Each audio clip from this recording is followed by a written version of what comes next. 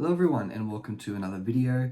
Today I'm going to talk about a movie that I saw recently called Disclosure Day. Steven Spielberg is obviously one of the most revered and highly regarded directors of all time and is someone who I've not really digged into yet. Having only seen 3 of his movies and giving 2 of them 5 stars, there's no doubt there's a lot more to watch. But when I saw the trailer for this film and I saw the cast, I just had to watch it. Josh O'Connor is one of my favourite up-and-coming actors and I really love Emily Blunt in basically everything she's in, so I was sold straight away. My feelings about this film are complicated, but I still enjoyed it. So without further ado, let's get right into it. But there is a little bit more ado because you haven't subscribed yet.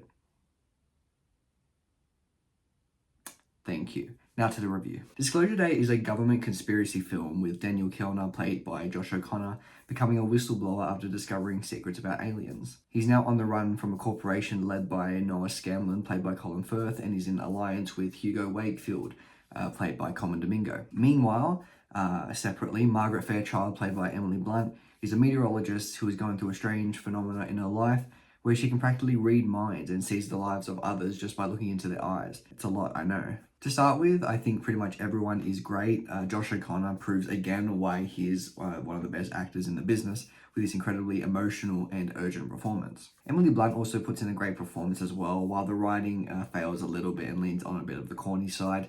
She makes it work most of the time. Coleman Domingo is absolutely fantastic in basically everything he's in. His voice is just so calming and nice to listen to, and it really counteracts the film's urgency in such a compelling way. Eve Hewson, who plays Josh O'Connor's partner, is really incredible as well, with the way that she's able to portray her helplessness is really captivating. The only performance I really have a problem with was Colin Firth's. It was just way too cartoonish for me, and his over-the-top acting really took me out of it. He was great when it was completely serious, and I think it worked a lot better with the tone of the film, rather than the cartoony British guy he'd put on at points. However, this is technically a stellar film. It is lens flare galore, but some of the shots are incredible. The way Spielberg had the camera moving was unbelievable as well.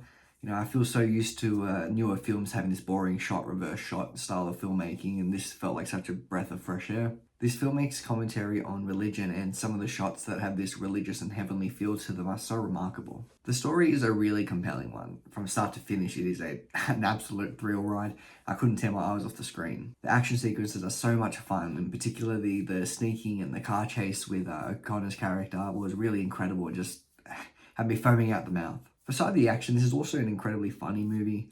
The first and second act of Emily Blunt's storyline is filled with some hilarious interactions with her and some complete strangers. The dialogue does border on cheesy, but I feel like that's Spielberg's and Emily Blunt's specialty, so it works brilliant here. And with all of these comedic moments, it felt like everything stopped and everyone stopped breathing when she began to speak this visceral alien language. That moment really sealed the deal for me that we were in for an incredible ride. Where the film falls short for me are the massive conveniences that are handed to Emily Blunt and co.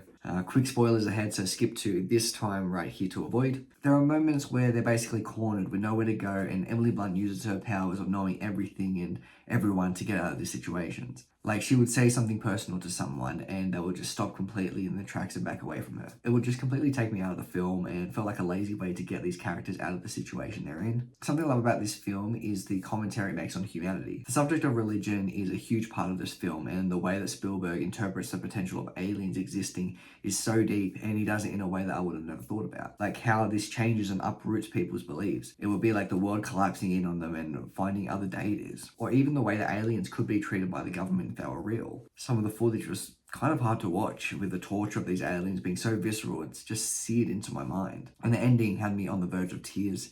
Quick spoilers here, blah, blah, blah, blah, blah. The pure humanity that is injected into this film is incredible, especially at the end when they're broadcasting a living alien worldwide.